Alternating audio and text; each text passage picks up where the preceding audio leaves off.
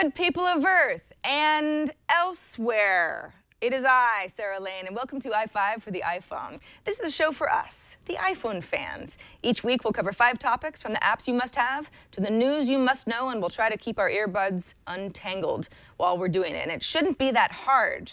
So let's dive right in. Number 1. A few of you have written in iFive asking how to prolong your iPhone's battery life. Yes, that's something that plagues us all. And I do have a couple tricks that might help. The first is going to seem really obvious, but I promise if you do it regularly, it will make a difference. If you're low on battery and you want what you have left to last as long as possible, turn your brightness down as far as you can while still actually being able to see the screen and keep using your phone. Remember, brightness takes power, and the less power you use, the less battery you will also use. The second trick is not really so much a trick. It's more one of the best $100 I ever spent, at least when it comes to iPhones, and this is my Mophie battery case. Mophie has a few different models, various prices, but the one that I'm using is the Juice Pack Plus, which has a 2,000 milliamp hour battery. And in my experience, will recharge a completely depleted iPhone back up to 100% almost twice on a single charge, which can easily last you all day if you're careful. It fits over your iPhone, just like a case. And because there's a battery involved, it's a bit bulky. It's definitely heavier. It's going to take up a little bit more room in your purse or your backpack or your pocket, but it looks pretty nice, and it works as a protective cover, too. Using the Mophie only works well if you think ahead, though, and this has happened to me enough, so I kind of know what I'm talking about. Obviously, it has to be charged up in order to use your iPhone, right? But it doesn't really charge that quickly. You need way more than an hour. Whenever possible, plug it in overnight before you're actually going to need it. You'll know it's ready when the LEDs light up full. On the flip side, you know the Mophie's getting low when you're down to a single LED. If it doesn't work and you have no LEDs, it needs to be recharged. I cannot tell you how many times the Mophie has saved me on a long day out and about with no outlet access. It's my absolute favorite must-have iPhone add-on for anybody who's a heavy app user or finds themselves running into battery life issues regularly. You don't have to live this way. Here's the answer. Number 2. This is probably a good time to remind ourselves that buying an iPhone accessory right now is kind of a gamble. It might not end up fitting a new iPhone that might have a larger screen or a smaller pin connector or a both or neither. We don't even officially know how the next iPhone will be different, but suffice it to say you don't want to invest too much in an obsolete add-on. Or maybe you're saving your cash and you know you're not going to be upgrading this year no matter how cool the new iPhone is.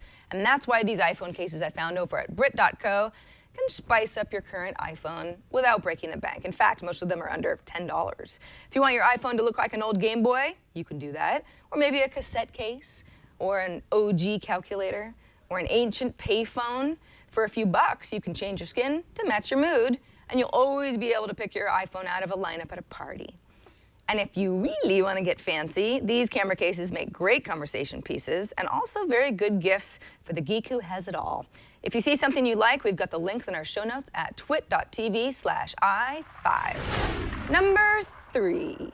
Speaking of cameras, of all the tools an iPhone can be, the most impressive tool is the camera, particularly on the 4S. I mean, my iPhone basically is an amazing camera that also does a bunch of other things, if I'm being honest. And because I love my camera so much, I'm always rotating photo editing apps in and out of my photography folder. Believe me, I've tried them all. And the latest one I'm really enjoying is called Aviary. It's a free app, sort of. I'll get to that in a minute, but first I'll show you why it's cool. You either take or load a photo into the app from your camera roll, so that's pretty standard. Then you can start enhancing the photo with some presets or manually with controls like contrast and saturation. But maybe that's not quite enough for you, so you hit the effects editor. Now here's where Aviary ceases to actually be free.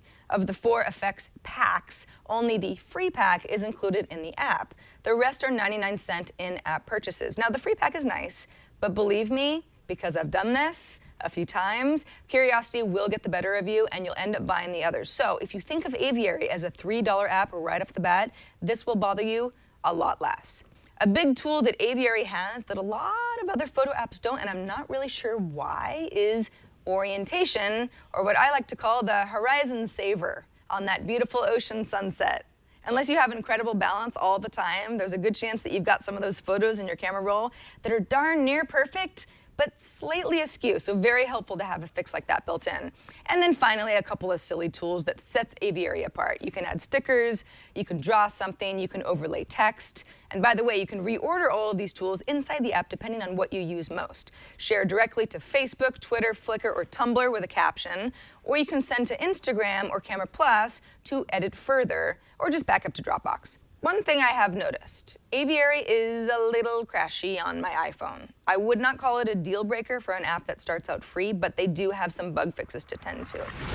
Number 4, speaking of backing up photos, wouldn't it be nice if you could export your photos out of Instagram? Well, until that's a built-in feature, if it ever is, Facebook, I have a workaround. With the tool IFTTT.com, otherwise known as IFT, which is a simple way to connect two services, you can choose to save a copy of any photo that you upload to Instagram to Dropbox. All you need to do is visit IFT, link your Instagram and your Dropbox accounts, and then every time you upload a photo, you've got a backup right in your Dropbox account with a little folder that says Instagram. If you want to back up extra data like the photo caption or permalink URL, you can do that too. The Instagram channel on IFT will give you a bunch of other popular backup options too. It's a fun place to browse around. Very, very good tool, IFTTT.com. Finally, we're at number 5. Let me tell you a little story. The last time I visited New York City, I decided, you know what? I'm not going to pay a cab driver to bring me all the way from the airport to my hotel. I want to save some money. So I took the Long Island Railroad into the city, which was cheaper, but it was also a lot faster because of the time of day. How did I know to do this in an unfamiliar city?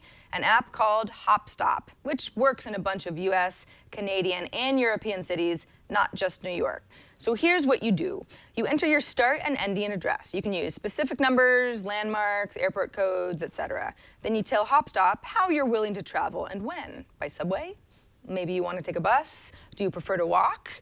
What about the best route for a bicycle? HopStop will filter its results based on all of that stuff, plus your flexibility and the time of day you'll be traveling, and helps you get from here to there. The newest version of the app also lets you search by arrival times for directions and schedules, which is great for making sure you don't miss a meeting across town or anything else that depends on you not being late. Very important. You've got directions and a map with compass functionality too, or you can look up transit timetables in advance.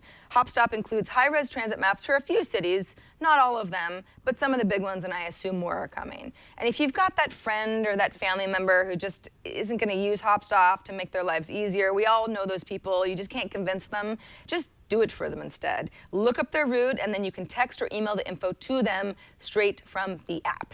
HopStop is free because it's ad-supported.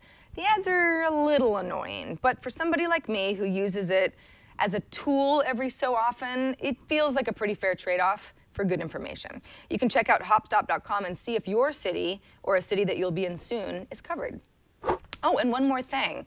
Many of you have been asking about this iPhone stand I have because you think it's so exquisite and fancy, and the truth is that it's just really a prop, and I didn't know where it came from, but it is called the Flip Blade Stand from Belkin, and it's actually an iPad stand, but it works just fine for the iPhone, and you can get it from Amazon or other retailers for just under about $20. And that'll do it for this episode of iFive for the iPhone. Until next time, you can email us at iFive@twit.tv. You can leave us a voicemail at 614-ONIFIVE, that's 614-ON-I5, or send us a video with an app review of your own. I'm Sarah Lane. Thanks for watching, and thanks for telling your fellow iPhone fans about the show. We'll see you next week.